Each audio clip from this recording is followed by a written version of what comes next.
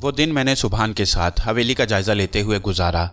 हवेली के मुख्तलिफ गोशों में घूमने फिरने के बाद ये अंदाज़ा तो हो गया था कि ऐसी कोई चीज़ यहाँ बज़ाहिर नहीं है अगर मेरी बहनाई मेरा साथ दे रही है। चुनाचे इसके बाद अंदरूनी हिस्सों की तलाशी लेना शुरू कर दी। आखिरकार हवेली थी, लातादाद कमरे थे। बहुत से ऐसे कमरे भी थे जो बिल्कुल इस्तेमाल में नहीं आते थे। ऐसे ही एक कमरे में मुझे एक तय खाने की निशानदेही की गई। सुभान ने इस तय खाने के बारे में बताया था। फिर उसने कहा, और वो तय खाना बिल्कुल बेकार पड़ा हुआ है।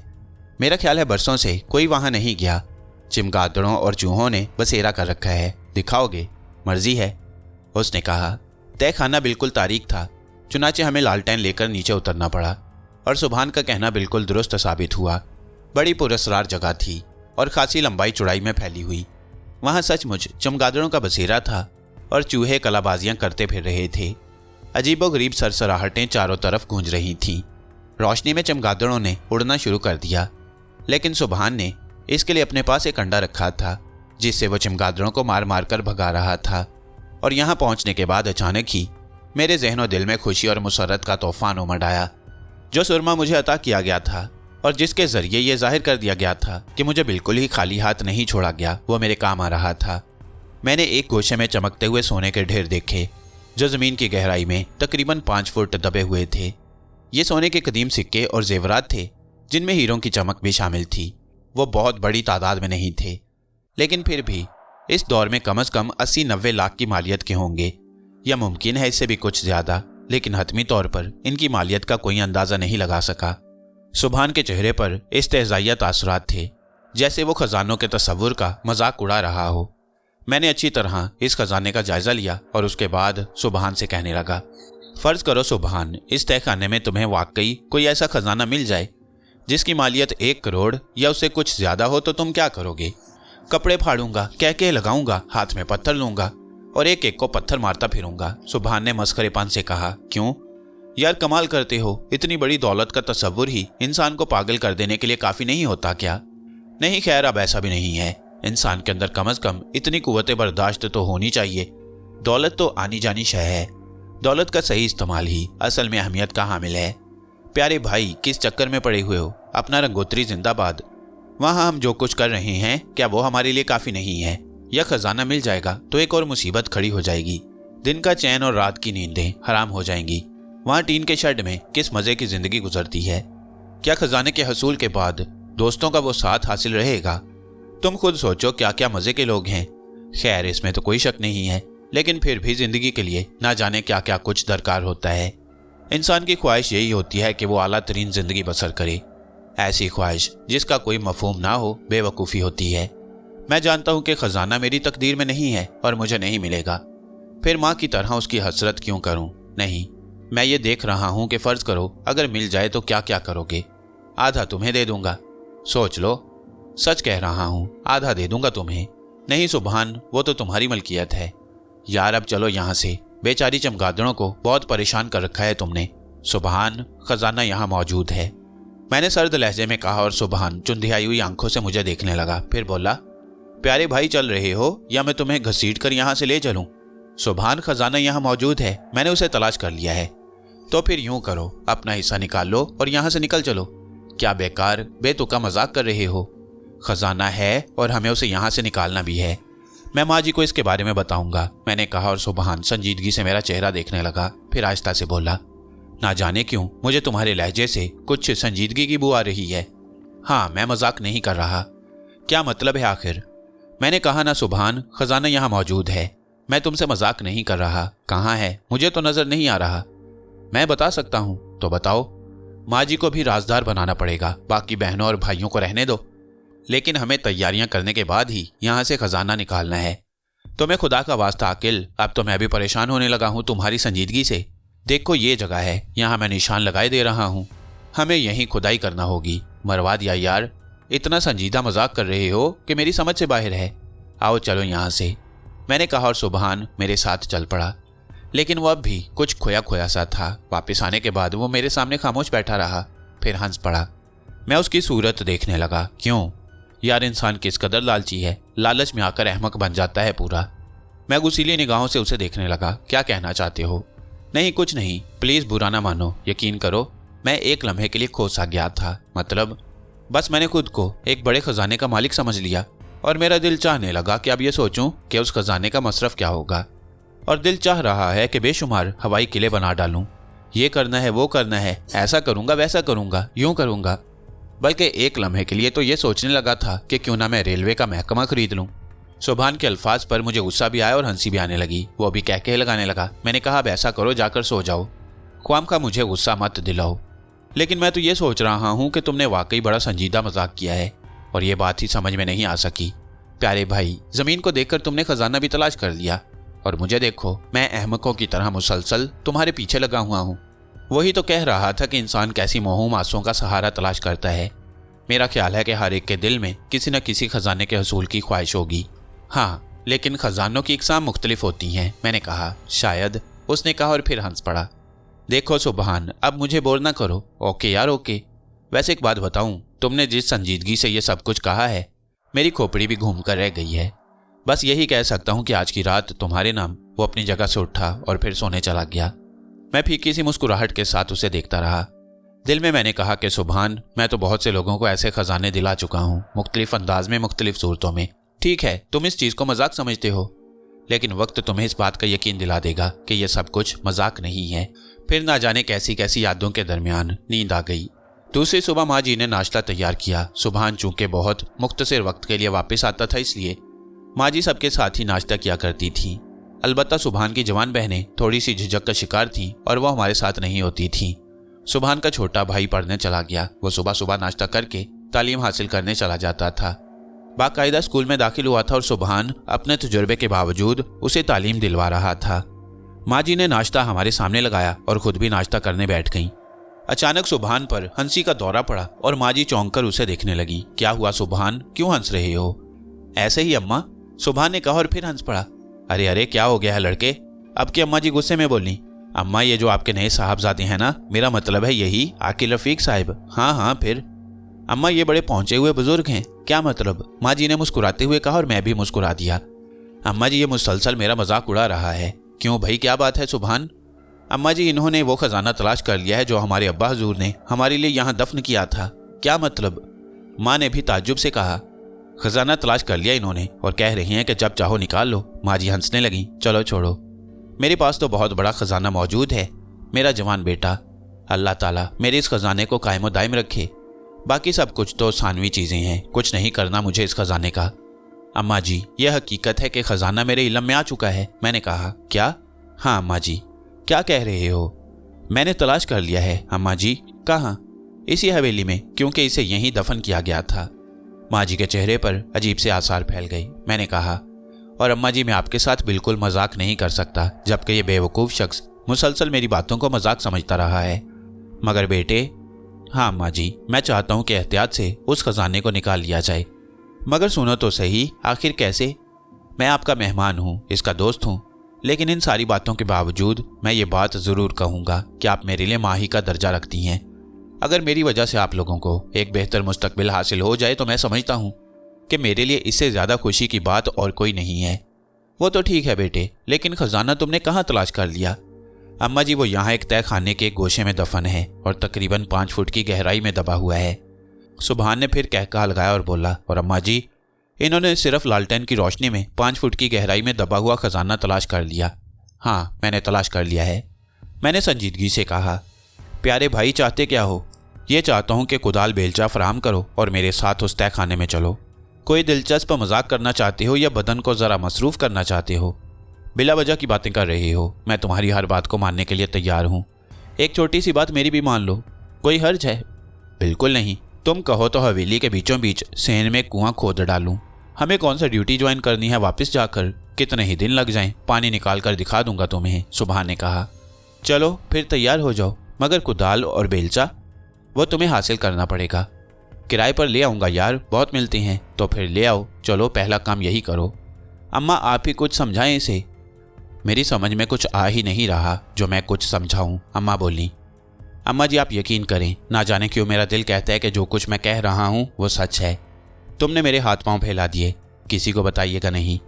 मेरी हमाकत की असल तस्वीर सामने आ जाने दीजिए। अगर कामयाब हूँ तो कुछ दवाएं दे दीजिए, वरना आपकी मर्जी। अम्मा जी खामोश हो गईं। लेकिन वो खुद भी उलझन में गिरफ्तार हो गई थी और मैं ये महसूस कर रहा था। कुछ देर के बाद सुबहान वापस आ गया। बेलचा और कुदाल उसके पास मौजूद थे। सवाल ये पैदा होता है कि खुदाई कौन करेगा। मैं कर लूँगा यार, तुम परेशान क्यों हो रहे हो? अम्मा जी आप भी साथ होंगी, सुबहान बोला। हाँ हाँ, क्या हर्ज है। अम्मा जी अब भी कुछ उलझन का शिकार हो गई थी। चुनाचे कुछ देर के बाद वो बेटियों को हदायत देकर हमारे साथ तहखाने की जानिब रवाना हो गईं। तहखाने में दिन के वक्त भी तारीकी थी, इसका अंदाज़ा मुझे हो गया। चुनाचे इसका इंतज़ाम भी कर लिया गया। लालटेन तो रोशन थी ही, मैंने जगह जगह मोमबत्तियाँ रोशन करके लगा दी। अम्मा जी को एक जगह बैठने का इशारा किया। वो अजीब सी कैफियत का शिकार थी और मैं ये सब महसूस कर रहा था। मैंने जो निशान लगाया था वो बरकरार था। सुबहान ने मुस्कुराते हुए कहा, तो जनाबे आली, तहखाने के खजाने पर पहली कुदाल आप ही चलाइए और हमारे लिए खजाने के हसूल का इफ्तिताह कीजिए। मैं खुद भी यही फैसला कर चुका था, क्योंकि मुझे अंदाज़ा हो गया था कि सुबहान बिल्कुल गैर संजीदा है। मैंने कुदाल से ज़मीन खोदना शुरू कर दी और 4-6 कुदालें चलाते ही मुझे एहसास हो गया कि मिट्टी बिल्कुल नरम है। इससे यह अंदाज़ा होता था कि यहाँ पहले से गड्ढा खोदा गया है और बाद में मिट्टी बराबर की गई है। मैं खुदाई करता रहा और कोई 2 से 2.5 फुट तक गहरा गड्ढा कर लिया। तब सुबहान आगे बढ़ा और बोला, बात कुछ भी नहीं है भाई साहब, लेकिन तुम्हें ये मुशक्कत करते देखकर मुझे कुछ अच्छा नहीं लग रहा। लाओ अब कुदाल मुझे दे दो। आप फौरन पीछे हट जाइए और मुझे काम करने दीजिए। मैं आपका ये एहसान कबूल करना नहीं चाहता, मैंने कहा और सुबहान फिर हंस पड़ा। ठीक है, बिस्मिल्लाह जारी रखिए आप, मुझे कोई एतराज़ नहीं है। खुदाई मुश्किल नहीं थी। मैं थोड़ी थोड़ी मिट्टी खोद कर फावड़े से उसे बाहर निकालता था, यहाँ तक कि गड्ढा तकरीबन 4 फुट गहरा हो गया।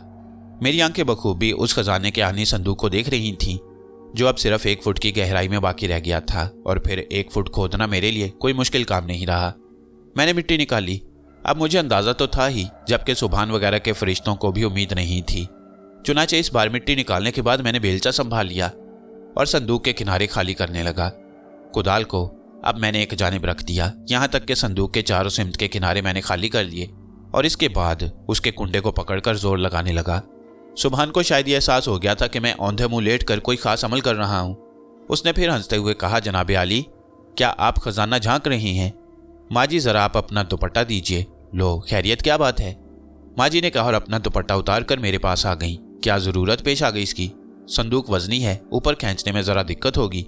मैंने कहा, संदूक? माँ जी ने कहा, हाँ माँ जी, खजाने का संदूक। क्या कह रहे हो भाई, बिल्कुल ही खिसक गए हो क्या? मैंने कोई जवाब नहीं दिया। दुपट्टे का एक सिरा संदूक के कुंडे में डालकर मैंने उसे दूसरी जानिब खींचा और फिर गड्ढे के दोनों किनारों पर पांव जमाकर खड़ा हो गया। इसके बाद मैंने पूरी ताकत से संदूक को ऊपर उठा लिया और आहिस्ता आहिस्ता उसे खींचने लगा और जब संदूक बाहर निकला तो सुबहान शिद्दत हैरत से गुंग रह गया। मैंने उसे खींचकर ऊपर रख दिया। माँ जी चंद कदम आगे बढ़ी और फिर जमीन पर 2 जानू बैठ गईं।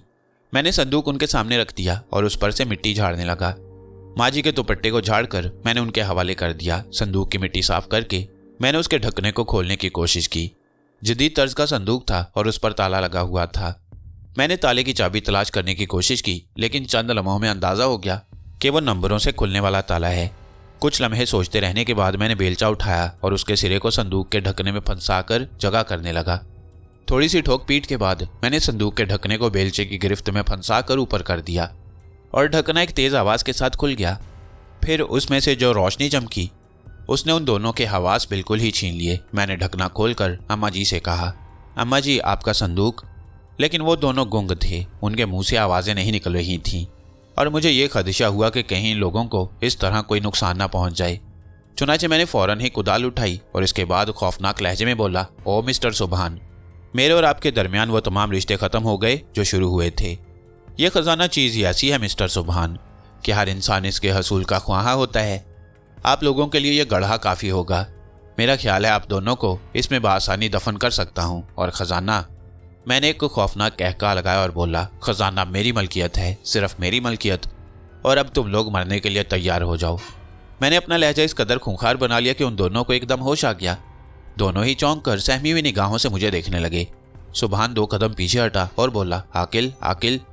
नहीं सुबहान, नहीं अम्मा जी, अब आप दोनों की ज़िंदगी मेरे लिए ख़तरनाक है। क्या कह रहे हो बेटे? अम्मा जी के हलक से सहमी हुई आवाज़ निकली, मरने के लिए तैयार हो जाओ। नहीं, हम सुबहान, मेरे बच्चे। अम्मा जी दौड़कर सुबहान से लिपट गईं। सुबहान की भी हालत ख़राब थी और वह फटी फटी आंखों से मुझे देख रहा था। फिर उसने कहा, तो तुम हमें मार डालोगे। तुम्हारी जिंदगी मेरी राह में कांटा बनी रहेगी सुभान। मैं अब तुम्हें जिंदा नहीं छोड़ सकता। क्या बकवास कर रही हो? हमें इस खजाने से कोई दिलचस्पी नहीं है। खजाना तुम ले जाओ। तुम शैतान सिफ्त इंसान, तुम। सुभान एकदम संभल गया और मैंने कुदाल एक तरफ फेंक दी। फिर हंसता हुआ बोला, आ गए औकात पर। क्या? दोनों के मुंह से बैक वक्त निकला। कहाँ तो मेरा मजाक उड़ा रहे थे, बेवकूफ कह रहे थे मुझे, और कहाँ खजाना देखकर होशो हवास खो देने पर तुल गए। यार कमाल की बात है सुभान। मगर तुम क्या कह रहे थे? तुम्हारी खोपड़ी दुरुस्त करने के लिए ये बात कह रहा था। मुझे खदशा हुआ था कि कहीं तुम ये खजाना देखकर शादी मर्ग की कैफियत का शिकार ना हो जाओ। समझ रहे हो ना तुम? माँ जी मुआफ़ी चाहता हूँ आपसे, मैंने बदतमीजी की, लेकिन आपकी हालत भी बेहतर नहीं रही थी यह खजाना देखकर। वो दोनों गहरी गहरी सांसें लेने लगे। फिर सुभान ने कहा, खुदा की कसम, लानत भेजता हूँ 100 बार ऐसे खजानों पर जो मुझसे मेरा भाई छीन ले। तुमने तो मेरा दिल टुकड़े टुकड़े कर दिया था। मैंने अर्ज किया ना, आपकी खोपड़ी पिघलाने के लिए यह सब कुछ जरूरी था। किस कैफियत का शिकार हो गए थे यार। सोने के ये चंद सिक्के और ये चमकते हुए हीरे कोई हैसियत नहीं रखते इंसान की जिंदगी में।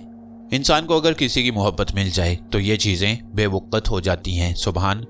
माँ जी मैं एक बार फिर आपसे मुआफ़ी मांगता हूँ, लेकिन आप लोगों का इलाज यही था।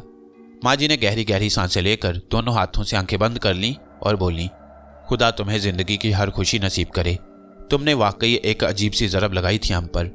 इसमें कोई शक नहीं कि खजाना देखकर हम लोगों पर हैरत तारी हो गई और ना जाने कैसी कैफियत तारी हो गई, लेकिन तुम्हारे अल्फाज ने वाकई होश ठिकाने लगा दिए। और तुम।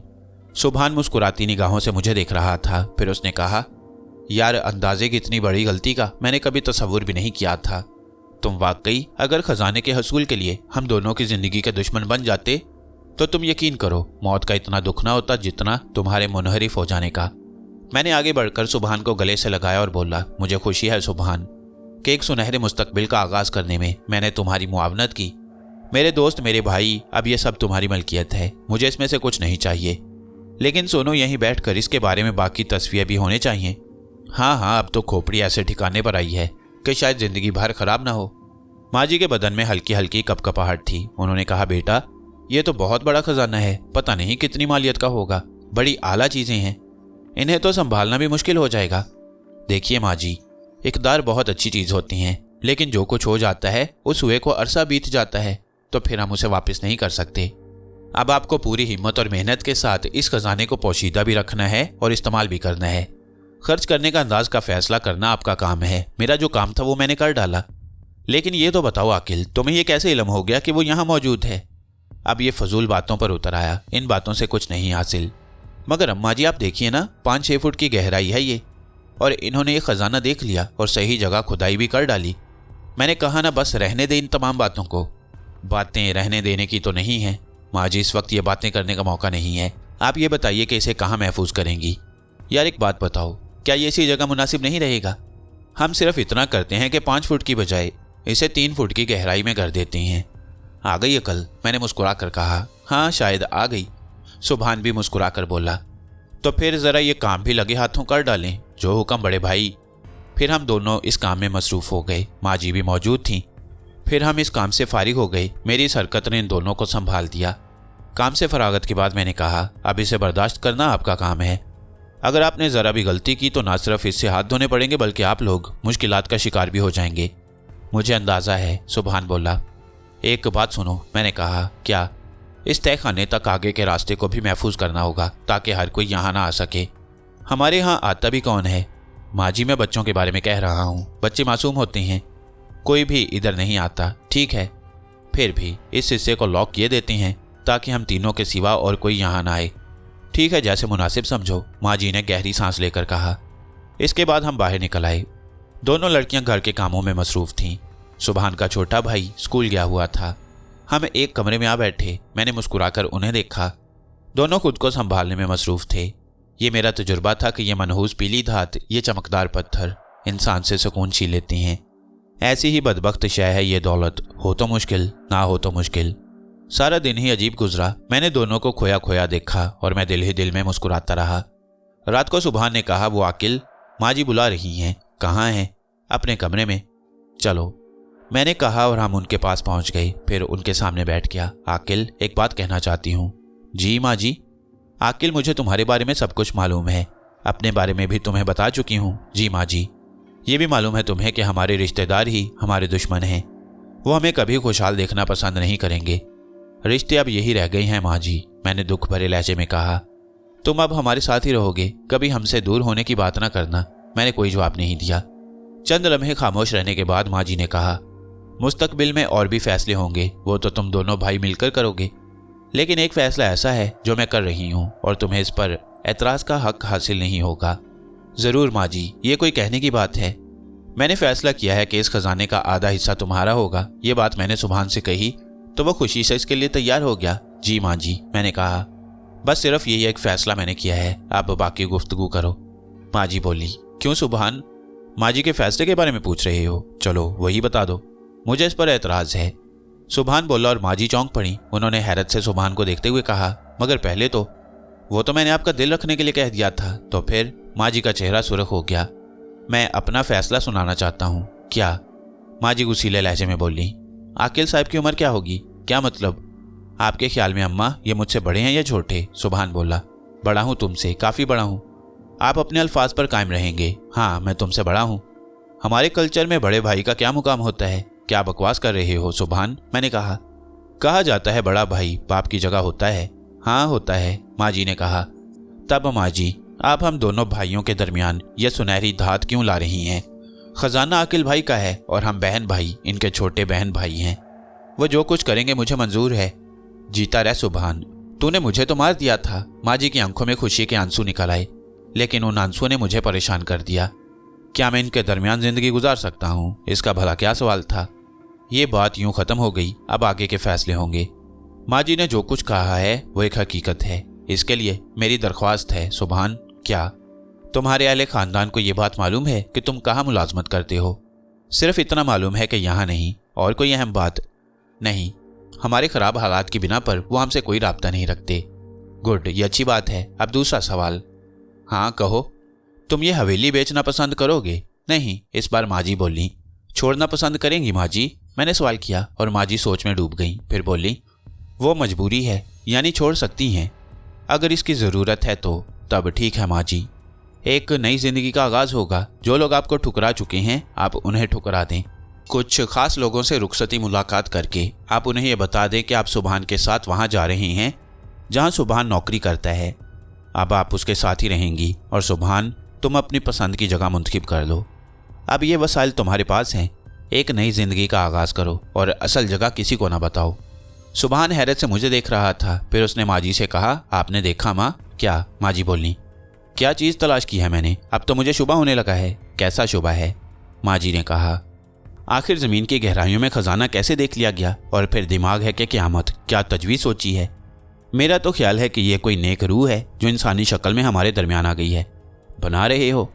नहीं अम्मा, खुदा की कसम हैरान हूँ। आप फजूल बातें मत करो। ये बताओ, मेरी बात से इत्तफाक करते हो? सिर्फ इत्तफाक। मैं कहता हूँ कि इससे उम्दा तरकीब कोई और हो ही नहीं सकती। गुड। क्यों माँ जी? मैं तुम्हारे हर फैसले में शरीक हूँ। बात ख़त्म हो गई, हम आराम करने चल पड़े। लेकिन अब मैं महसूस कर रहा था कि मेरा काम ख़त्म हो गया। यहाँ अब मेरा रुकना मुनासिब नहीं। इन लोगों को आगे के काम खुद करने होंगे। मेरी मंजिल ना जाने कहाँ है। और ये कोई हैरानकुन बात ना थी। मैंने कागज़ और कलम तलाश किया, फिर एक पर्चा तलाश किया जिसमें लिखा था, माँ जी सुभान। बड़ा भाई कहा है ना तुमने, बड़े भाई की तमाम दुआएं तुम्हारे लिए। सुभान, माँ जी। सुभान आपको बताएगा कि मेरी और उसकी मुलाकात कैसे हुई थी। वो भी नहीं जानता कि मैं कौन हूँ। अपने बारे में आपको इतना बता सकता हूँ कि मैं एक आवारागर्द हूँ, अपना करार खोए हुए हूँ। आप लोग मुझे मंजिल दे रही हैं। माँ जी, मैं खुद भी नहीं जानता कि मेरी मंजिल क्या है। माँ जी, आप मुझे जो कुछ दे रही हैं मैं उससे कीमती शय का ख्वाहिशमंद हूँ। दे सकती हैं तो मुझे वो कीमती दुआएं दें जिसकी तलब में भटक रहा हूँ। मुझे दुआ दें माँ जी कि मुझे करार मिल जाए, मुझे सुकून मिल जाए, मुझे मेरी मंजिल मिल जाए माँ जी, और बस इसके सिवा मुझे कुछ नहीं चाहिए। सुभान, मैंने तुम्हें जो मशवरा दिया है उस पर अमल करना, वही सबसे उम्दा तरकीब है। तुम्हारे लिए दुआ गो, आकिल रफ़ीक। ये पर्चा लिख कर मैंने कई बार पढ़ा, फिर इसे इस तरह तकिए के नीचे रख दिया कि सबको आसानी से नजर आ जाए। इसके बाद अपने मुख्तसर से कपड़ों का थैला उठाकर मैं एहतियात से बाहर निकल आया। हवेली के मकीन आराम से सो रहे थे, वहां से निकलना मुश्किल नहीं हुआ। चल पड़ा। कहीं से कहीं जाते हुए न पहले कभी सोचा था, अब बस चलना था, सो चल पड़ा। सड़कों और गलियों में कुत्ते भौंक रहे थे। मैं उनसे बचता बचाता चलता रहा। रफ्ता रफ्ता आबादी दूर होने लगी। फिर बस्ती का चिराग भी नजरों से ओझल हो गया और चारों तरफ तारीकी तारी होने लगी। जेब में अपनी कमाई के कुछ रुपए पड़े हुए थे। फिलहाल उनसे काम चलाया जा सकता था। वैसे अब मजदूरी की आदत पड़ गई थी, इसलिए अंदाजा था कि मुश्किल नहीं होगी। रंगोत्री जाने का ख्याल भी दिल में नहीं था। सुबहान बासानी मुझे तलाश कर लेगा। मैं चला जा रहा था कि मुझे एक जख्मी शख्स शाहू मिला, जिसकी टांग में 4 गोलियां लगी थीं। मैंने अपने तरीके से उसकी गोलियां निकाल दी और करीबी एक खंडर में उसे आराम करने दिया। चंद रोज बाद वो सेहतयाब हो गया। तब मैंने उसके बारे में मालूम किया तो पता चला कि वो एक डाकू है। उसने अपनी कहानी सुनाई। मैं हैरान रह गया। फिर वो मुझे अपने अड्डे पर ले गया, जहां और भी डाकू थे। उसने मुझसे कहा कि यहीं रह जा। उस गिरोह का सरदार तानिया था, बड़ा जालिम, बड़ा बेरहम। लेकिन मैंने जो काम शाहू के लिए किया, इस काम ने उन सबको मेरा गुलाम बना दिया। कुछ दिन यहाँ रहने के बाद मैंने शाहू से जाने की इजाज़त चाही और कहा, क्या तू मुझे आबादी में छोड़ देगा? अगर तू चाहे। जाहिर है मैं तुझसे ये नहीं कह सकता कि तू हम डाकुओं के दरमियान शामिल हो जा। नहीं शाहू, जाहिर है मैं ये नहीं कर सकता, लेकिन अब मैं यहाँ से जाने की इजाज़त चाहता हूँ। जब तुम्हारा दिल चाहे मुझे बता। मैं तेरे लिए क्या करूँ? मेरे लिए? मेरे ज़हन में ख्याल पिछले दिनों से आने लगा था और मैंने इस सिलसिले में गौर करना शुरू कर दिया था। हाँ, तेरे लिए। शाहू, मेरा एक काम है। बोल मेरे दोस्त, बोल। शाहू, मेरी ज़िंदगी को बुरी तरह दागदार बना दिया है। अगर शाहू तेरा वो मसला हल कर सका तो यूं समझ ले कि दिलो जान से करेगा। शाहू, यहाँ एक आबादी है जो रंगोत्री कहलाती है। हाँ हाँ, रंगोत्री में एक मंदिर है, उसके बारे में भी जानता हूँ। गालिबन कलोटी का मंदिर कहलाता है। हाँ बिल्कुल, कलोटी के मंदिर में वैसे तो बहुत से यात्री आते हैं, लेकिन एक शख्स वहाँ आता है जिसका नाम गुरु जागराजन राज है। तो फिर यह शख्स मेरा बदतरीन दुश्मन है। तेरा दुश्मन शाहू का दुश्मन है। मैं ये चाहता हूँ कि उस शख्स को ख़त्म कर दिया जाए। शाहू मुस्कुराती निगाहों से मुझे देखने लगा। फिर बोला, ये बताया ना तूने मर्दों वाला काम। शाहू, कैसा हो सकता है? बिल्कुल हो सकता है। शाहू दुनिया का हर काम कर सकता है तेरे लिए, क्योंकि तूने शाहू को अपना गुलाम बना लिया है। शाहू जितना तुझसे मुतासिर है, उतना शायद ज़िंदगी में कभी किसी और से मुतासिर नहीं हुआ। तो बस शाहू, अगर तू मेरे ये काम कर दे तो मैं तेरा एहसान ज़िंदगी भर नहीं भूलूंगा। यूँ समझ ले कि इसके बाद मेरी नई ज़िंदगी का आगाज़ हो सकता है। मेरी जान, तूने बहुत छोटा सा काम बताया है शाहू को, और तू समझ ले कि जो काम तूने बताया है वो मेरा नहीं बल्कि पूरे गिरोह का है। अगर तू सरदार तानिया के सामने भी इस बात का इजहार कर दे तो वो कभी इससे इनकार नहीं करेगा। ये इजहार तुम्हें खुद करना है शाहू। मैं अपनी ज़ुबान से सरदार तानिया से ऐसी कोई बात नहीं कह सकता। ठीक है, तू इसकी फिक्र मत कर। और फिर तानिया के सामने मुझे पेश किया गया। शाहू ने गालबन तानिया से मेरा मकसद बता दिया। तानिया ने हंसते हुए कहा, कोई बड़ा काम बता जवान, कोई बड़ा काम। ये तो बहुत छोटा सा काम बताया है तूने। शाहू के साथ तूने जो सलूक किया है उसका सिला इतना मामूली नहीं हो सकता।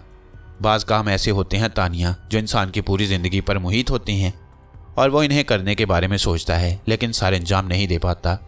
तू चिंता ही ना कर, सब ठीक हो जाएगा, तानिया ने मस्ताना अंदाज में कहा। और इसके बाद मैं वहाँ वक्त गुजारता रहा। मैंने शाहू को बता दिया था कि वो कौन से दिन होते हैं जब गुरु जागराजन राज रंगोत्री में कलोटी के मंदिर तक पहुँचता है। उस वक्त तक मुझे यही इंतज़ार करना था और यह इंतज़ार मेरे लिए ज़्यादा मुश्किल साबित नहीं हुआ। डाकुओं की अपनी ज़िंदगी पर मैं खासी गहरी निगाह रख रहा था। वो भी इंसानी होते हैं, ना जाने कैसे कैसे हालात के सताए हुए। फिर वो वक्त आ गया जब हमें रंगोत्री रवाना होना था। डाकुओं के साथ डाकुओं की तरह घोड़ों पर सफ़र करना मेरे लिए एक दिलचस्प अमल था। वो सबके सब मुसल्लह थे। 20 अफराद को शाहू ने इस काम के लिए तैयार किया। मैंने शाहू से यह भी कहा था कि गैर मुतल्लिक लोगों को इस सिलसिले में मुतासिर नहीं होना चाहिए, क्योंकि उस शख्स के अलावा मुझे किसी और से कोई दुश्मनी नहीं। शाहू ने हंसते हुए कहा, गेहूं के साथ घुन तो पिसता ही है आकिल। अगर उसके अतराफ में लोग बिखरे हुए तो फिर मजबूरी हमें उनका भी खात्मा करना पड़ेगा। बात मेरे लिए मुश्किल थी, लेकिन गुरु जागराजन राज की मौत का तस्वुर मेरे लिए इस कदर दिलकश था कि मैं खुदगर्ज हो गया। यहाँ तक कि हम तवील अरसा तय करके रंगोत्री पहुँच गए। रंगोत्री में मंदिर के अकबी हिस्से में जंगल फैला हुआ था और उस जंगल में हमने अपना ठिकाना बनाया।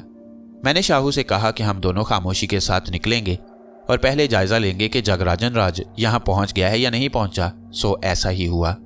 हम यात्रियों का भेष बदलकर जंगल से निकले, जबकि हमारा बाकी गिरोह वहाँ छुपा हुआ था। जंगल से बाहर आने के बाद हम मंदिर के इतराफ चक्कर लगाने लगे और इसके बाद बिल्कुल उसके सामने पहुँच गए। यात्रियों ने यहाँ खैमे लगाए हुए थे। पूजा पाठ हो रही थी। हम लोग मसनूई अंदाज में मंदिर में दाखिल हुए और हमने पूजा में भी हिस्सा लिया। मेरी निगाहें चारों तरफ गुरु जगराजन राज को तलाश कर रही थीं। मंदिर में तो वो नजर नहीं आया, लेकिन बाहर जब हम खैमों के दरमियान चक्कर लगा रहे थे, मैंने एक जगह एक बहुत बड़े खैमे के दरवाजे के सामने गुरु जगराजन राज को देखा, जो सफेद लिबास में मलबूस, बड़ी बड़ी मालाएं गले में डाले मंदिर की जानिब जा रहा था। गालिबन वो यहाँ अभी अभी पहुंचा था, क्योंकि जब हमने यहाँ देखा था तो ये बड़ा खैमा नजर नहीं आया था। उसके गिर्द 4 अफराद मौजूद थे जो उसके पीछे पीछे चल रहे थे। गुरु जगराजन राज मंदिर की जानिब जा रहा था। मैंने शाहू को इशारा किया, शाहू, ये शख्स है वो। ओ अच्छा, मगर मेरी जान, इसके लिए पूरे गिरोह की क्या जरूरत है? ये काम तो अकेला तेरा शाहू ही निपटा सकता है। तू ऐसा कर, पीछे चला जा। क्या मतलब? जो काम करना है वो आज ही क्यों ना कर लिया जाए? तो तुम, मेरा मतलब है तुम। मेरे पास स्टेन गन मौजूद है, मेरे लिबास में छुपी हुई है। तुम कहते हो ज्यादा लोगों को हलाक नहीं करना, तो इससे अच्छा मौका और कौन सा मिल सकता है? मैंने एक लम्हे के लिए कुछ सोचा। गुरु जगराजन राज मेरी सूरत पहचानता था और फिर उसकी तमाम कुव्वतें मुझे अपने करीब मौजूद होने के बारे में महसूस कर सकती थी। लेकिन अगर शाहू ये काम करे तो शायद गुरु जगराजन राज को इस बात का सही अंदाजा न हो पाए। मैं धड़कते दिल के साथ शाहू को आगे बढ़ते हुए देखता रहा। शाहू अपने मामलात में बहुत होशियार था। चुनाचे थोड़ी देर के बाद वो मंदिर के बड़े दरवाजे के पास पहुंच गया। हम लोग ये तय कर चुके थे कि हमें आगे क्या करना है। फिर उसने उस वक्त जब गुरु जगराजन राज ने मंदिर की पहली सीढ़ी पर कदम रखा, फायर खोल दिया। गोलियां गुरु जगराजन राज के पूरे जिस्म में पेवस्त हो गई थीं। चारों तरफ भगदड़ मच गई। गुरु जगराजन राज के चारों साथी पलटकर वापस भागे और फिर औंधे मुंह जमीन पर गिर गए, जबकि जगराजन राज अपने खून उगलते हुए सुराखों को बंद करने के लिए अपने दोनों हाथों को इस्तेमाल कर रहा था। लेकिन सुराख इतने हो गए थे उसके बदन में कि वो 2 हाथ नाकाफी महसूस कर रहा था। आहिस्ता आहिस्ता वो जमीन पर बैठता चला गया। इस दौरान शाहू मंदिर के अकब में रूपोश हो गया। ये बात तो मुझे मालूम थी कि वो सब जंगल में हैं और शाहू को वहीं पहुंचना है। चूंकि मैं इस मामले में बिल्कुल भी मुलविस नहीं था, चुनाचे आहिस्ता आहिस्ता मैं पीछे हटता चला गया, जबकि यात्री चारों तरफ से गुरु जगराजन राज की जानिब दौड़ पड़े थे। मैं उन दौड़ने वालों से आहिस्ता आहिस्ता पीछे होता चला गया और फिर मैं एक लंबा चक्कर काटकर जंगल के उस हिस्से में दाखिल हो गया जहां से कुछ आगे बढ़ने के बाद डाकुओं का पूरा गिरोह मौजूद था। गुरु जगराजन राज की मौत को मैंने अपनी आंखों से देखा। खून उगलता हुआ जिस्म यकीनी तौर पर अब जिंदगी से महरूम हो चुका होगा। मेरी मुसर्रत का ठिकाना नहीं था। एक इतना बड़ा इफरीत मारा गया था जिसे मारना मेरे बस की बात नहीं थी, और शायद जगराजन राज का ये अंजाम उसके लिए भी गैर मुतवक्का होगा। वो अपनी ज़िंदगी के लिए जो कुछ भी करता होगा वो एक अलग मसला है, लेकिन उसे किसी ऐसी मुतवक्का मौत का अंदाज़ा नहीं होगा। हाँ, अपने दुश्मनों को वो निगाह में ज़रूर रखता होगा। उस वक्त उसके साथ जो कुछ हुआ था वो निहायत जहानत का कारनामा था। मेरे अंदर इतनी हिम्मत नहीं थी कि मैं वहाँ रुकता। शाहू अपना काम सार अंजाम देकर खुशी खुशी वापस आ गया। मुझे देखकर उसने कहा, हाँ आकिल रफ़ीक, सही काम किया मैंने। शाहू, तुम ये समझ लो कि मैंने तुम्हारे साथ कुछ भी नहीं किया, लेकिन तुमने मेरे लिए जो कुछ कर दिखाया है वो इतना बड़ा है कि तुम तसव्वुर भी नहीं कर सकते। अभी तो ज़िंदगी में तेरे लिए बहुत कुछ करना है मुझे आकिल रफ़ीक। शाहू, एक दरख्वास्त करना चाहता हूँ तुमसे। हाँ हाँ बोलो। मुझसे इस लहजे में बात मत किया करो, तुम मेरे लिए बहुत बड़ी हैसियत के मालिक हो। शाहू, अब मैं यहाँ से चला जाना चाहता हूँ। क्या? शाहू का मुंह हैरत से खुल गया। हाँ शाहू, ये मेरी ख्वाहिश है। शाहू मुझे अजीब सी नज़रों से देखने लगा, फिर बोला, गोया तुम हमारा साथ छोड़ देना चाहते हो। शाहू, ये मेरे लिए बेहद ज़रूरी है। कोई ख़ास जगह पहुँचना है? हाँ, यही समझ लो। शाहू अफसोस भरे अंदाज में मुझे देखता रहा, फिर बोला, ये तूने अचानक ऐसी बात कह दी जिसने मेरा दिल तोड़ दिया आकिल। नहीं शाहू, हमारी मंजिलें तो जुदा होनी ही थीं। मेरा ये काम तूने कर दिया है, इसका कोई जवाब नहीं मिल सकेगा। अगर तुम ये समझते हो कि यह सब कुछ मुनासिब है तो फिर ठीक है, जैसा तुम पसंद करो। तो शाहू, तुम मुझे इजाज़त दो। अरे तुमने तो एक अजीबी कहानी शुरू कर दी आकिल रफ़ीक, मैं तो कुछ और ही सोच कर आया था। अगर तुम मुझे जाने की इजाज़त दे दो शाहू, तो मैं तुम्हारा शुक्रगुजार रहूँगा। मैं तुम्हें नहीं रोक सकता, मेरी मंजिल का तो तुम तयन कर ही चुके हो। मुझे तो डाकू ही रहना है और इसी में मेरी ज़िंदगी बसर होगी।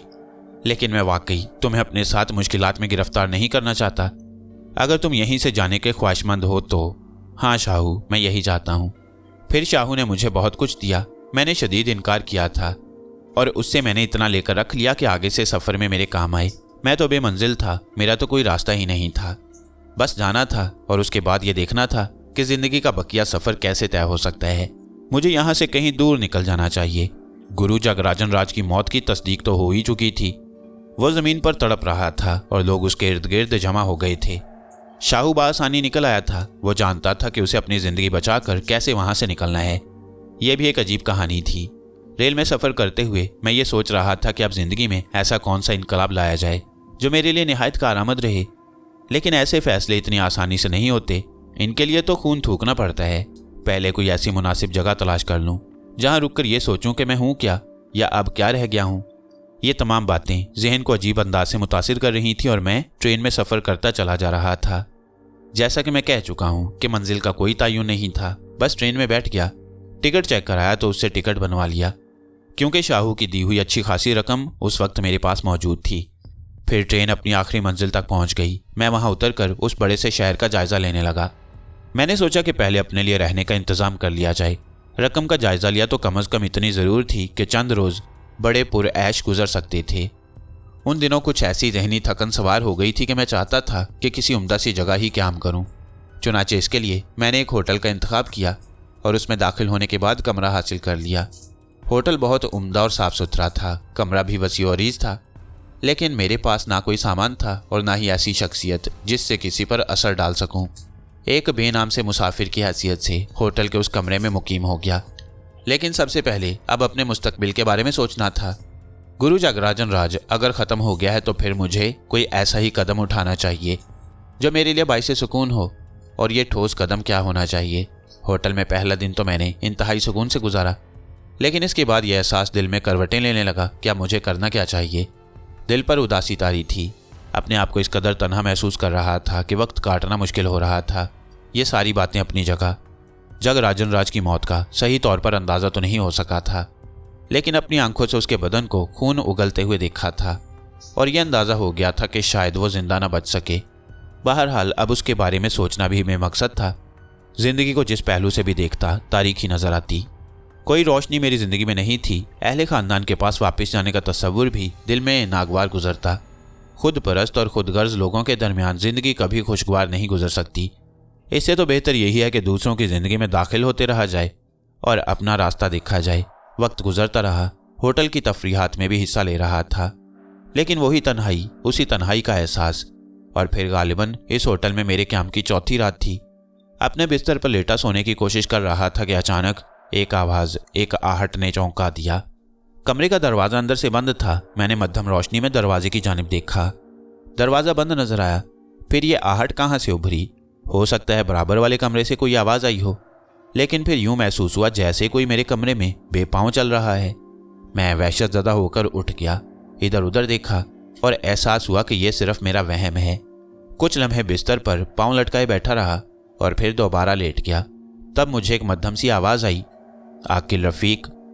एक बार फिर वहशत ने मुझ पर हमला किया था। मैं उठकर बैठ गया। मैं रजब अली हूँ। आवाज़ आई और मेरा पूरा बदन सनसनी का शिकार हो गया। एक लम्हे के लिए सोचने समझने की कुव्वतें ज़ाइल हो गई थी। मैं वहशतज़दा निगाहों से चारों तरफ देखने लगा। ये मेरा वहम है। दिल में जो एहसास था, हो सकता है ये उस एहसास की आवाज़ हो।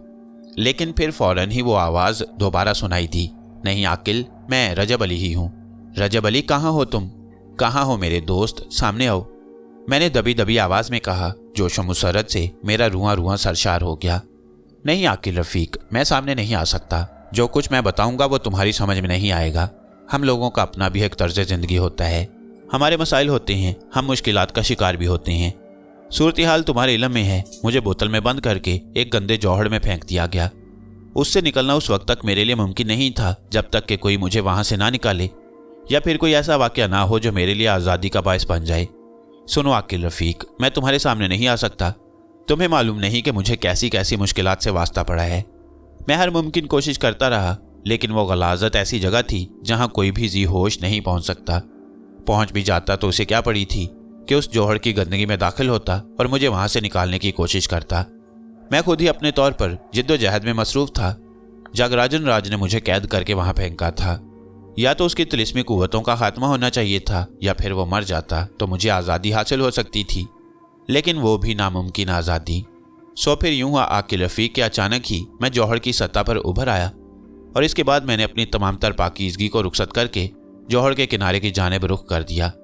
लेकिन मेरा बदन बोतल में ही बंद है। क्या? मैंने कहा ना, जो कुछ मैं तुम्हें बताऊं वो समझ में नहीं आएगा। मुझे फैसला करना था और फैसला मैंने जल्दबाजी ही में किया। मगर मुझे बोतल में बंद करके जौहर में डालने वाला जिंदगी से मुकम्मल तौर पर महरूम हो जाए तो मेरा जिस्म भी इस बोतल से आज़ाद हो सकता है। लेकिन मैंने रिस्क नहीं लिया और फौरन ही अपने आप को आज़ाद करने की कोशिश की। नतीजे में नादीदा हालत में जौहर के किनारे आ गया। इस वक्त मैं सिर्फ एक परछाई की शक्ल रखता हूँ। मेरा बदन अब भी उसी जौहर में मौजूद है। लेकिन क्यों रजब अली? इसलिए कि सिर्फ चंद लम्हों के लिए राजन राज के दिल की हरकत बंद हुई थी। चंद लम्हों के लिए? मैंने पूछा। हाँ, मालूम कर लिया है मैंने। क्या मतलब? मैं जानता हूं कि तुमने उसे किसी और जरिए से गोलियों से छलनी कराया है। तुम्हें इल्म हो गया? हाँ, तो फिर? लेकिन वो इस कदर ताकतवर है कि उसने अपनी हालत पर काबू पा लिया और अब वो तेजी से सेहतयाब हो रहा है। क्या? मैंने खौफजदा लहजे में कहा। हाँ, उसने अपनी जादुई कुव्वतों से काम लिया है। अचानक ही हमला होने की वजह से वो जिस्मानी तौर पर मुतासिर हो गया। अगर पहले से इस हमले के लिए तैयार होता तो यकीनी तौर पर तुम्हारे मुतय्यन करदा शख्स की चलाई हुई गोलियां उसके जिस्म से टकराकर हो सकता है तुम्हारी जानें भी वापस लौट जाती। लेकिन चूंकि उस वक्त उसे तुम्हारी वहां मौजूदगी का इल्म नहीं था, या अगर तुम्हारी मौजूदगी का इल्म होगा भी तो किसी ऐसे आदमी का इल्म नहीं था जो तुम्हारे लिए उस पर गोलियां चलाए। वैसे मुझे तो इस बात का हमेशा ही शुबा रहा है कि उसने तुम्हारे ऊपर अपना कोई हरकारा मुकर्रर कर दिया है और वह हर लम्हे तुम्हारी निगरानी करता है। ना जाने उसे कैसे चूक हो गई। बहरहाल सारी बातें अपनी जगह, लेकिन मैं तुम्हें जो इतला दे रहा हूँ वो बिल्कुल दुरुस्त है। असल में आकिल मुझे फैसला करना था और मेरा ख्याल है मैंने बेहतर फैसला किया है, यानी ये कि अपना बदन वहीं छोड़कर खुद बाहर निकल आऊं। इससे मुझे ये नुकसान तो बेशक हुआ कि मैं अपना जिस्म खो बैठा हूँ, लेकिन उसके हसूल के लिए भी इत्मीनान से कोशिश की जा सकती है और यकीनी तौर पर एक दिन मुझे मेरा वो बदन हासिल हो जाएगा। मैं हर वक्त तुम्हारे पास आ भी नहीं सकता, क्योंकि जब एक जादूगर किसी को बोतल में बंद करके गंदे जौहर में डुबो दे तो फिर वह उस वक्त तक उस पर कादिर होता है जब तक कि जादूगर की मौत वाक़ई ना हो जाए। सच्ची बात तो यह है कि मेरे बदन को शदीद खतरा लायक है, क्योंकि वो अब उस पर काबू पाने की कोशिश करेगा, लेकिन मैं आर्जी तौर पर आज़ाद हूँ। रजब अली, बहुत दुख भरी बात बताई है तूने मुझे। क्या करूँ मेरे दोस्त, ये सब कुछ तो भुगतना पड़ता है। मगर ये कमबख्त राजन राज फिर बच गया। मैंने तो ये सोचा था कि अब उससे छुटकारा हासिल करने के बाद जिंदगी की नई जिद्दोजहद में मसरूफ हो जाऊंगा। वो इतना आसान नहीं है आकिल रफ़ीक जितना तुमने समझ लिया था। वो अपनी अंदरूनी कुव्वतों से जंग कर रहा है। असल में अब उसका नजरिया मुझे मालूम हो गया है। वो अपने जादू को दायमी जिंदगी देने के लिए कोशिश कर रहा है। समझ रहे हो ना तुम, वो अमर होना चाहता है और इसके लिए वो बहुत से मरहले तय कर चुका है। मैं क्या कहूँ इस बारे में? नहीं, कुछ कहने की ज़रूरत नहीं है। तो फिर ये बताओ कि तुम मुझसे कितना दूर रहोगे? आकिल, अभी मुझे तुम्हारे नज़दीक नहीं आना चाहिए और मैं ऐसा करूँगा भी नहीं, वरना जानते हो सारी ज़िंदगी इसी हवा की शक्ल में गुजारनी पड़ जाएगी। मतलब मेरे दोस्त, मैं तुम्हें इसका मतलब नहीं बता सकता। गोया तुम मुझे ये इतला देने के बाद फिर रूपोश हो जाओगे। हाँ, ये तो और अफसोस की बात है। नहीं, जिस तरह तुम अपनी ज़िंदगी की जिद्दोजहद कर रहे हो, चाहे इस जिद्दोजहद का कोई मकसद तुम्हारी निगाह में ना हो, उसी तरह मुझे अपने बदन के हसूल के लिए जिद्दोजहद करना पड़ेगी। और अगर मैं तुम्हारे पास रहा तो ये जिद्दोजहद कारगर कभी नहीं हो सकेगी, क्योंकि वो नहीं चाहेगा कि मैं और तुम एक बार फिर यकजा हो जाएं। मैं सोच में डूब गया तो रजब अली ने कहा, लेकिन तुम्हारे लिए मैंने एक इंतज़ाम किया है, बहुत अजीब, बड़ा अनोखा। देखो ये क्या है। अचानक ही एक परिंदा सा मेरी आगोश में आ गिरा। मैंने चौंक कर उसे देखा। एक रबड़ की झिल्ली जैसी चीज़ थी जो कुछ लम्हे मेरी समझ में नहीं आई। मैंने उसे देखा, फिर हाथों में उठाकर उसे छुआ। ये एक नकाब थी जिसमें आंखें बनी हुई थीं। ये क्या है? मैंने सवाल किया। मेरी तरफ से एक अनोखा तोहफा, मगर मैं इसका क्या करूँगा? मैं इसके बारे में तुम्हें तफसील बताता हूँ, क्योंकि अब मैं तुम्हारा साथ नहीं दे सकता, और इसलिए नहीं दे सकता क्योंकि जगराजन राज वो जानता है कि उसका ताकतवर दुश्मन कौन है। लेकिन ये नकाब लगाकर तुम्हें एक मशगला मिल जाएगा, एक ऐसा मशगला जो शायद तुम्हारे लिए खासा खुशगवार साबित हो। मेरे दोस्त, मेरी तमाम काविशों के बाद ये तोहफा तुम तक पहुंच रहा है। तुम अंदाज़ा भी नहीं लगा सकते कि इसके हसूल के लिए मुझे क्या क्या मुश्किलात का सामना करना पड़ा होगा। मैं तुम पर कोई एहसान नहीं जता रहा। असल में शायद तुमने मुझे अपना गुलाम समझा हो, या ये गौर किया हो कि किसी ने मुझे तुम्हारे हवाले किया था। लेकिन हकीकत यह है कि मैंने तुम्हें हमेशा अपना दोस्त समझा, और वो भी तुम्हारे मिजाज की बिना पर।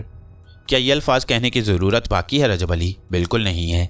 अगर तुम इसे किसी बुरे अंदाज में महसूस कर रहे हो तो मुझे माफ़ कर देना। खैर, इस नकाब का क्या फ़ायदा हासिल हो सकता है मुझे? बेहद अनोखी चीज़ है, बेरंग और बेखदोखाल की नकाब। जब तुम अपने चेहरे पर लगा लोगे तो तुम्हें एक रूप मिल जाएगा। जो किरदार तुम्हारे सामने इस नकाब को लगाने के बाद पहली बार आएगा, तुम उसी की शख्सियत हासिल कर लोगे और फिर यूं समझ लो तुम्हें वही रूप हासिल हो जाएगा जो तुम्हारे सामने वाले का हो। तजुर्बा एहतियात के साथ करना। मगर इसमें मुझे फ़ायदा क्या हासिल होगा? सिर्फ इतना होगा कि तुम अपने आप को ज़हनी तौर पर उस किरदार में ज़म कर सकते हो और उसका तज्जिया और जायज़ा ले सकते हो। तुम्हें एक मशगला मिल जाएगा। मगर ऐसा कब तक होगा? उस वक्त तक ऐसा करते रहना जब तक मैं तुमसे दोबारा मुलाकात न करूं। मैंने उस बेनकूश नकाब को देखा और रजब अली बोला, ये तुम्हारा बदल तो बेशक नहीं, लेकिन मैंने तुम्हारे लिए एक मशगला पैदा कर दिया है। यकीनी तौर पर तुम्हें इस नकाब को लगाने के बाद खासी तफरीह हासिल होगी। असल में हम दोनों एक दूसरे के मिजाज को समझ चुके हैं। आकिल रफ़ीक, मैं जानता हूँ तुम किस तरह मेरे बगैर खुश रह सकते हो। रजब अली, मैं किसी भी तरह तुम्हारे बगैर खुश नहीं रह सकता। मैंने कहा और चंद लम्हात के लिए खामोशी तारी हो गई। फिर रजब अली ने कहा, मैं जानता हूँ, लेकिन मेरे दोस्त, मजबूरियों से तुम जिस तरह वाकिफ़ हो शायद दूसरे उतने वाकिफ़ नहीं होते। तुमने मेरे दिल में एक और गम पैदा कर दिया। रजब अली, नहीं, देखो, गमज़दा होना तो बहुत आसान काम है। इंसान को कोई मशगला ना हो तो वो बैठकर अफसोस करने लगे, वक्त गुजर जाएगा। लेकिन मैं समझता हूँ कि उन हालात से मुकाबला करना ज़्यादा बेहतर रहता है और यह इंसानी फितरत होनी चाहिए। अच्छा, अब मैं चलता हूँ। तुम इस नकाब के बारे में कोई और सवाल तो नहीं करना चाहते? एक बार फिर मुझे इसकी तफसील बताओ। तुम ये नकाब जब चेहरे पर लगाओगे तो तुम्हारा चेहरा बेनक्श हो जाएगा और इसके बाद जो पहली शक्ल तुम्हारे सामने आएगी तो यूं समझ लो तुम्हें खुद ब खुद उसकी शख्सियत हासिल हो जाएगी, चाहे तुम उसे चाहो या ना चाहो। चुनाचे ऐसा करना, अगर कोई पसंदीदा शख्सियत तुम्हारे सामने आए तो तुम अपने चेहरे पर नकाब लगाने के बाद पहले उस शख्सियत का चेहरा देख लेना। तुम ये समझ लो कि तुम्हें वह शख्सियत हासिल हो जाएगी और उस पर तुम मुकम्मल तौर पर कादिर हो गए। फिर उसकी अपनी कोई शख्सियत नहीं होगी, बल्कि उसकी जगह तुम होगे। उसकी तमाम सोचें तुम्हारे हमरा होंगी, लेकिन तुम्हारा जहन उस पर हावी होगा। बस यूँ समझ लो कि अगर तुम किसी मुल्क के वज़ीर आज़म की शख्सियत इख्तियार करना चाहो तो तुम्हें वह शख्सियत हासिल हो जाएगी और यकीनी तौर पर तुम्हें इससे बेहतर और दिलचस्प मशगला और कोई नहीं मिलेगा। अच्छा, फिर मैं चलता हूँ, खुदा हाफिज़, रजब अली ने कहा और इसके बाद उसकी आवाज़ बंद हो गई। मैं चंद लम्हात नकाब के तसव्वुर में खोया रहा। फिर मैंने उसे आवाज़ दी, रजब अली, लेकिन मुझे अपनी आवाज़ का कोई जवाब नहीं मिला। इसका मतलब है कि रजब अली एक बार फिर तारीकियों में रूपोश हो चुका था। मैं वो नकाब हाथ में लिए बैठा उसे देखता रहा। रजब अली ने जो कुछ कहा था उस पर मुझे पूरा पूरा यकीन था, लेकिन अभी मैं इस तासुर में डूबा हुआ था कि रजब अली बेचारा बेबदन हो गया है और उसे अपना बदन हासिल करने के लिए ना जाने कितनी जिद्दोजहद करना पड़ेगी। खैर, कम अज़ कम इसका सहारा तो हुआ कि वो अब सिर्फ जिस्मानी तौर पर उस जौहर में बंद है। वैसे रजब अली के बारे में मुझे यह अंदाज़ा था कि वो आम किस्म का जिन नहीं है, बल्कि उसके अंदर जो शरारतें पोशीदा हैं वो कुछ कुछ इंसानी फितरत से ताल्लुक़ रखती हैं। इसके अलावा मेरे साथ वो जितना वक्त गुजार चुका था उससे भी मैंने ये अंदाज़ा लगा लिया था कि उसकी शख्सियत क्या है। वो यकीनी तौर पर अपना बदन हासिल कर लेगा। उसके अंदर जिद्दोजहद की सलाहियत भी है और अक्ल भी है, लेकिन मामला जगराजन राज का था। फिर जहन उस मनहूस साधु की जानिब मुड़ गया जो एक बार फिर जिंदा बच गया था। वाकई शाहू बेचारे ने अपने तौर पर कोशिश करके खेल ख़त्म कर दिया था और उसने मेरी तमाम काविशों का सिला मुझे दे दिया, लेकिन वो भी नहीं जानता था कि जिस शख्स को वो हलाक कर रहा है वो कौन है। जगराजन राज ने यकीनी तौर पर अपनी शैतानी कुव्वतों से काम लेकर अपने आप को एक बार फिर जिंदगी की तरफ माइल कर लिया था। इसके साथ ही साथ मुझे ये भी पता चल गया था कि वो अब्दी ज़िंदगी हासिल करने के लिए जिद्दोजहद कर रहा है। मैंने दिल में सोचा, जगराजन राज, तूने जिस तरह मुझे नुकसानात पहुंचाए हैं उनका सिला सिर्फ यही दे सकता हूं मैं तुझे कि वो सब कुछ ना हासिल करने दूं जो तू चाहता है। बहुत देर तक ना जाने कैसी कैसी बातें सोचता रहा और जहन इस कदर भटक गया कि सोने के सिवा कोई चारा नहीं रहा। मैंने नकाब को अपने तकिए के नीचे रखा और फिर आंखें बंद करके सोने की कोशिश करने लगा। ना जाने क्यों इस कोशिश के बदले में मुझे नींद आ गई थी और नींद भी ऐसी पुरसुकून कि सुबह को ही आंख खुली थी। घड़ी में गालिबन 7:30 बज रहे थे। मैं अपनी कोशिश से उठा, गुसल खाने में गया, गुसल किया और यह सोचने लगा कि अब मुझे क्या करना चाहिए। गुसल करते हुए ही नकाब का ख्याल आया। एक बार फिर मैं इस नकाब के बारे में गौर करने लगा। बाहर आया, चेहरा वगैरह खुश्क किया, बाल संवारे और इसके बाद नकाब उठाकर चेहरे पर लगाई। मैंने रबड़ की ये मामूली सी चीज़ अपने चेहरे पर लगाई और ये सोचने लगा कि इससे मुझे क्या फ़ायदे हासिल हो सकती हैं। रजब अली जो कुछ बताकर गया था वो अपनी जगह, लेकिन अगर ऐसे चेहरे निशाना बनाए जाएं जो किसी खास कैफियत के हामिल हों तो कम से कम कुछ लुत्फ ही रहेगा। इसका फैसला करना भी अभी मुश्किल था। जहनी तौर पर जरा सी उलझन में गिरफ्तार था। अचानक ही दरवाजे के पास एक बार फिर कुछ आहट महसूस हुई और मैं चौंक कर दरवाजे की तरफ देखने लगा। दरवाजे के निचले हिस्से से कोई चीज़ अंदर आई थी। गौर से देखा तो अखबार था। मैंने सोचा कि अखबार ही देखा जाए, आगे बढ़ा। आगे बढ़ने के बाद मैंने अखबार उठा लिया। अखबार की सुर्खी पर मैंने नज़र डाली। उसके साथ साथ ही एक बड़ी तस्वीर छपी हुई थी। ये तो अंदाज़ा नहीं हो सका कि तस्वीर किसकी है, लेकिन चेहरा बड़ा जाज़िबे निगाह और नकूश बहुत दिलकश थे। उनमें एक खौफनाक सी कैफियत नज़र आ रही थी। बाद में अखबार लेकर अपनी मसहरी पर आ बैठा और इसके बाद अखबार में छपी हुई अहम तरीन खबरें पढ़ने लगा। यह सिर्फ एक मशगला था, इसमें और कोई तसव्वुर नहीं था। काफ़ी देर तक खबरें पढ़ता रहा और फिर भूख का एहसास हुआ। अखबार रखकर मैंने वेटर को बुलाने के लिए घंटी बजा दी। वेटर के आने में शायद कुछ देर लगी थी। यूं ही हाथ धोने के लिए गुसल खाने की जानिब बढ़ गया। हाथ वगैरह धोए और इसके बाद करीब रखे हुए तौलिए से हाथ खुश्क करने लगा। बेसन के ऊपर बड़ा सा शीशा लगा हुआ था। हाथ खुश्क करने के बाद मैंने चेहरे को शीशे में देखा और फिर मेरे जहन को जो झटका लगा वो नाकाबिले बयान था। मेरे खदोखाल, मेरे नकूश, मेरा चेहरा बिल्कुल उसी तस्वीर की मानंद था जो अखबार में छपी हुई थी। जरा बराबर फर्क नहीं था। मेरे अपने नकूश गायब हो चुके थे और ना ही वो नकाब चेहरे पर नजर आ रही थी। एक लम्हे के लिए तो जहन झुनझुनाया। रजब अली की कही हुई तमाम बातें मुझे याद आ गई थीं, लेकिन दूसरे ही लम्हे मेरे होंठों पर एक खुशगवार मुस्कुराहट फैल गई। मैंने हंसते हुए सोचा कि वाह, ये अच्छा चेहरा मिला। लेकिन इसके साथ मेरे दिल में यह तसव्वुर उभरा कि मैंने इस चेहरे से मुतल्लिक उस खबर को तो पढ़ा ही नहीं है। वो खबर क्या है? दूसरे लम्हे में बाहर की जानिब भागा। बाहर निकला ही था कि वेटर आ गया। वेटर ने मुझसे अपनी तलबी के बारे में पूछा तो मैंने अपने नाश्ते का ऑर्डर दे दिया। वेटर को शायद मेरा चेहरा याद नहीं था, इसलिए उसने कोई ताज्जुब नहीं किया। वह वापस चला गया और मैंने अखबार उठाकर सामने कर लिया। अब मैं उस चेहरे वाले के बारे में तफसीली खबर पढ़ना चाहता था। एक बार फिर मैंने उस चेहरे को गौर से देखा। शख्सियत के लिहाज से यह शख्स अपनी मिसाल आप था। हालांकि तस्वीर मुकम्मल नहीं थी, लेकिन उसे देखकर यह एहसास होता था कि बेहतरीन जिस्मानी हैसियत भी रखता है। फिर मैंने खबर पर निगाहें दौड़ाई और पहला ही जुमला पढ़कर मेरे सातों तबक रोशन हो गए। लिखा हुआ था, जलाल सहगा, एक खतरनाक शातिर जो दुनिया के कई मुल्कों में अपनी शातिराना चालों से करोड़ों रुपए हासिल कर चुका है। उसने एक यूरोपियन मुल्क के म्यूजियम में टाका भी डाला था और इंतहाई कीमती तस्वीर चुरा ले गया था जो आज तक नामालूम है। हुकूमत फ्रांस और बरतानिया उसके हसूल के लिए दुनिया भर में इंटरपोल के नुमाइंदों से राब्ते कायम किए हुए हैं। इन दिनों ये शख्स यहाँ देखा गया है। इसकी तस्वीर शाया की जा रही है। इसके बारे में मुकम्मल इतला देने वाले को हुकूमत की तरफ से 10 लाख रुपए का इनाम दिया जाएगा और इसकी गिरफ्तारी में मदद करने वाले को हर तरह का तहफ़्फ़ुज़ फराहम किया जाएगा।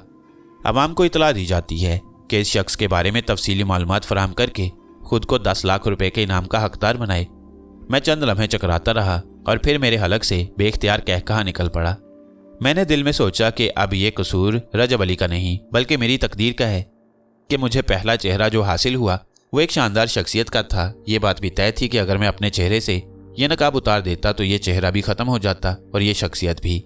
कम अज़ कम ये सब कुछ मेरे हाथ में है, लेकिन यह भी एक दिलचस्प मशगला है अपनी इस सुलगती हुई फितरत को तस्कीन देने का, जो ये फैसला करने से कासिर है कि ज़िंदगी में मेरा क्या मुकाम है या मुझे क्या करना चाहिए। अगर इस तरह से यह चेहरा मुझे हासिल हुआ है तो जलाल सहगा ही सही, देखता हूँ इससे मुझे क्या तफरीहात हासिल हो सकती हैं। वक्त, माहौल और हालात को बदलना मेरे हाथ में है, इसलिए मुझे ज़्यादा तरद्दुद नहीं हुआ और मैंने अपने आप को इस शख्सियत के तौर पर कबूल कर लिया। बहरहाल अब मैं मुतमईन था। वेटर ने मुझे नाश्ता दिया और खड़े होकर मेरे दूसरे हुक्म का इंतज़ार करने लगा। मैंने मुस्कुराती निगाहों से उसे देखा और कहा, हाँ वेटर, क्या बात है? नहीं सर, कुछ और चाहिए? नहीं शुक्रिया।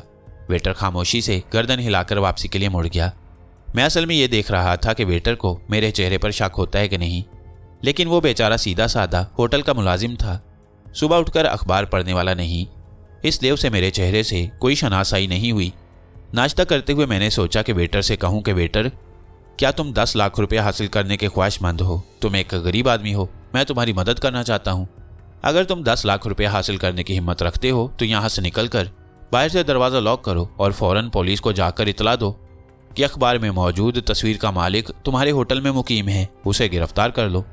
लेकिन फिर मैंने खुद को इस फैसले से बाज रखा, हालात खुद अपना रुख इख्तियार करेंगे। मुझे इस सिलसिले में जद्दोजहद नहीं करनी चाहिए। पहले ज़रा बाहर निकलकर माहौल का जायज़ा लूँ और देखूं कि तकदीर ने ये 10 लाख रुपए किसकी किस्मत में लिख दिए हैं। बस इसके बाद नाश्ता किया, नाश्ता करके लिबास तब्दील किया और फिर होटल से बाहर निकल आया। आहिस्ता कदमों से चलता हुआ बेफिक्री के अंदाज में होटल से निकलकर बाहर सड़क पर आ गया।